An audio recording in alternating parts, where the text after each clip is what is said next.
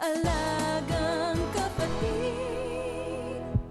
Hindi pangkaraniwang sakit ang Parkinson's disease, isang uri ng degenerative disorder na apektado ang central nervous system o utak. Ang mga taong tinatamaan nito habang buhay ng apektado.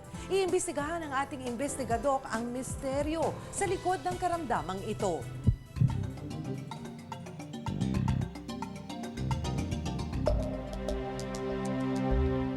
Sabi nga, ang mga sakit na natutuklasan ng siyensya ay dulot din ng progresibong mundo. Mga sakit na maaari tayong tamaan anumang oras. Pero ang masaklap, minsan, kahit gaano man kamoderno ang medisina at teknolohiya, may mga sakit na hanggang ngayon, walang kagalingan. Magandang umaga sa inyo lahat mga kapatid. Ako po si Doc CJ at samahan niyo po akong alamin kung ano ang Parkinson's disease. Ngayong umaga dito sa Investigador. Actually, wala pa naman talagang scientific proof kung ano yung dahilan eh. Kasi wala naman akong kamag-anak na mayroong Parkinson's. Ang sinasabi lang, karamihan ng nagkakaroon ng Parkinson's is 60 years and above. And I'm 60 years old when I got the first symptoms ng Parkinson's. Nakilala namin si Mang June Bangkale, 61 years old, isang IT consultant. Nobyembre noong 2010 nang nalaman niyang positibo siya sa Parkinson's disease. Sa aming interview sa kanya, kapansin-pansin ang tila walang tigil na paggalaw ng kanyang kanang kamay. I went through the process na sinasabi nilang una, denial. So kung ano-ano ang ginawa ko, nag-research, punta ako ng second opinion, and pumunta ako sa mga espesyalista until finally I had to accept na meron akong Parkinson's. Ang Parkinson's disease ay isang sakit sa utak kung saan yung mga cells na nagpuproduce ng dopamine, namamatay sila ng mas maaga. Isang neurotransmitter sa utak, ang dopamine, na kumokontrol sa ating reward at pleasure centers. Ito rin ang responsable sa ating movement at emotional responses. Kapag nawawala ang dopamine sa katawan, dito nagkakaroon ng kawalan ng control sa galaw ng katawan. At dito rin lumalabas ang iba pang sintomas ng Parkinson's disease.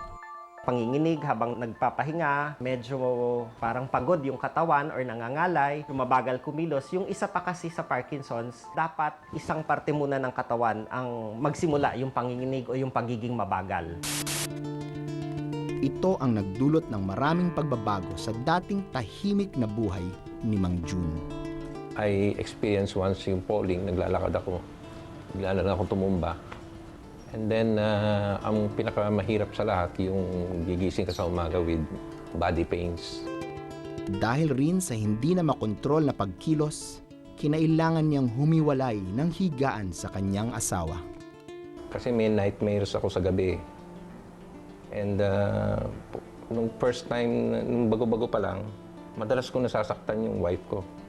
Nasusuntok ko, nakakarate, nasisipa. Ang lahat ng ito, nagdudulot ng malaking mga pagbabago sa araw-araw na pakikibaka sa buhay ni Mang June. Nakakapagod yung continuous na shaking, no? And nakakademean minsan yung people is staring at you. Sa ngayon, kasi touchscreen. Ilang kagamitan rin ang kailangan niyang palitan para makapagtrabaho ng maayos katulad ng computer at cellphone. Sa kasalukuyan, patuloy ang pakikipaglaban ni Mang June sa Parkinson's disease. Maraming gamot na available para sa Parkinson's disease. Depende sa edad ng pasyente kung ano yung isisimula nating gamot. Of course, ang isa pang issue ay yung presyo ng gamot. Well, except for the medicine, sa research ko lang, at saka hindi lang, sa personal experience ko, kung hindi ako mag-exercise sa umaga, hindi na ako makakakilos maghapon. Persado ako mag-exercise sa umaga. Ang isa pang dapat malaman ay importante ang exercise. No, sa mga pag-aaral sa Amerika, sa ibang bansa, yung mga nag-exercise ng araw-araw, 20 to 30 minutes every day, mas parang maganda yung Parkinson's nila. As part ng Pero ang mga ito hindi nangangako ng permanenteng paggaling para sa kanya. Walang kagalingan, hindi mawawala yung sakit tulad ng high blood, tulad ng diabetes, habang buhay nakasama ng pasyente yung Parkinson's disease. Mapakahirap kasi mas maigi pa nga siguro yung mga fatal disease eh. Kasi tapos na, wala ka ng worry. The worry is na to the living na eh. Pero sa ganito, hindi ka lang magwo-worry sa simula, kundi magiging parang vegetable ka na in the end. Ang Parkinson's disease ay pangalawang nangungunang neurodegenerative disorder sa mundo. Ito rin ang sakit na gumapi sa World Boxing Champion na si Cassius Clay Jr. o mas kilala bilang Muhammad Ali. Na-diagnose siyang may Parkinson's disease noong 1984 na sinasabing nakuha nito sa paulit-ulit na pagpapasuntok sa kanyang ulo. Pinakatanggap na teorya sa Parkinson's disease ay yung tinatawag nating gene-environment interaction. Meron sa pasyente na susceptibility gene na kapag na-expose sa environment, nagbabago, nagkakaroon ng Parkinson's disease yung pasyente. Sa kasalukuyan, hindi na niya kaya pang makipag-usap sa publiko dahil sa patuloy na paglala ng kanyang Parkinson's disease. Ganito din ang nangyari sa Hollywood actor na si Michael J. Fox sa edad na 37. Una niyang napansin ang sintomas habang nagsushooting ng kanyang pelikulang Doc Hollywood noong 1991. Ang isa pang dapat malaman is hindi nakakamatay ang Parkinson's disease. If ever man, syempre, pag nakalipas na ang ilang taon, komplikasyon ng Parkinson's ang magiging problema ng isang pasyente na may Parkinson's.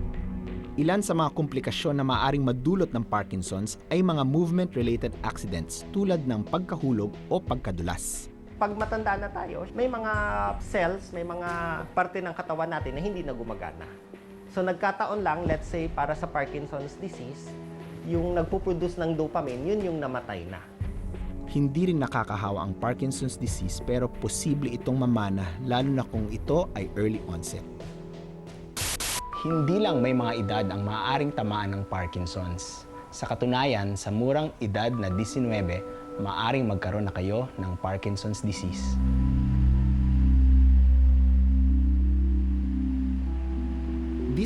Anyos noon si Lourdes nang una niyang naramdaman ang sintomas ng Parkinson's. Una siyang dinala ng kanyang ina sa albularyo. Hindi ako. Hindi ako sa anay-anay. Anay-anay.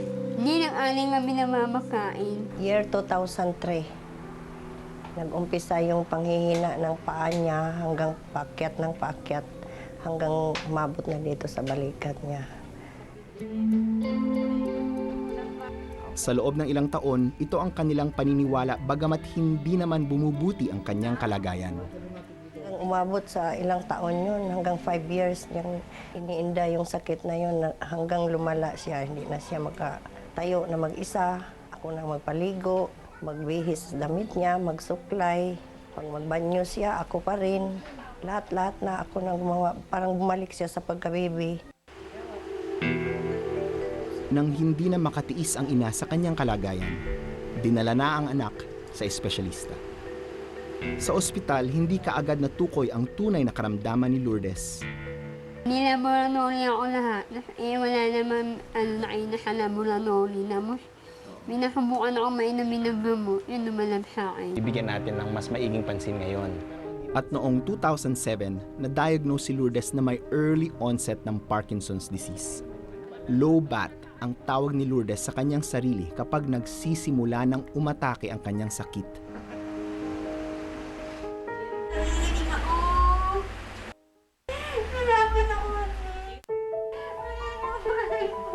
At ng araw ng amin siyang dalawin sa bahay, bigla siyang nalobat.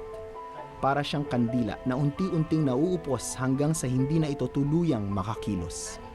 Isang oras bago tumalab ang iniinom niyang gamot. Yung isang grupo naman ay yung tinatawag natin na akinetic rigid syndrome ng Parkinson's disease. Ito yung mga walang tremor pero mas matigas sila. Parang mas hirap silang maglakad, sila yung mga unang natutumba. May isang taong gulang na anak si Lourdes at dahil sa kanyang kalagayan, madalas, hindi niya ito kayang alagaan. Alam mo, manunubat na ako. Ikaw naman, mas binibigay ko sa kanya. Hindi niya rin magawang buhayin ng maayos ang anak dahil hindi na siya nakakapagtrabaho. Ako hindi naman ako ngayon na dati.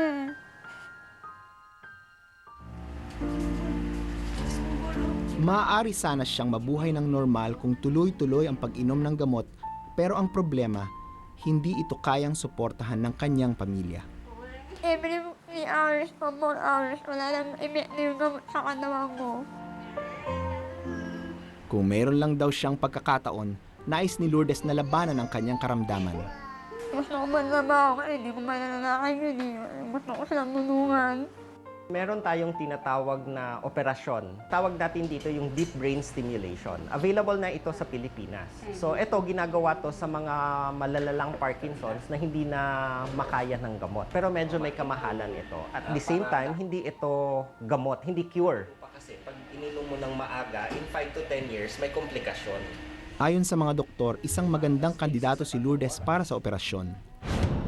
Ayon sa Parkinson's Disease Philippines, 20 sa bawat 100,000 na Pilipino ay may Parkinson's disease. Karamihan dito, hindi pa nila alam na taglay nila ang sakit na ito. Kaya mahalagang magpatingin sa doktor kapag may kakaiba ng nararamdaman. Pag kami matanda na, kung halimbawa wala na kami sa mundo, sinong mag-alaga sa kanya? Pag ganyan lang lagi sakit niya, kay sabi ng doktor, yan daw ang ano niya eh, habang buhay na daw siyang ganyan eh. I'm hoping na may makikitang cure within my lifetime.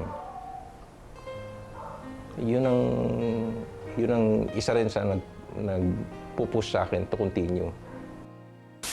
Maraming mga sakit ang hindi natin maiiwasan tulad ng Parkinson's disease. Ngunit sa maagang pagkonsulta, maaari nating itong labanan. Ako po si Doc CJ. Sana'y marami po kayong natutunan ngayong umaga dito po sa Investigadoc.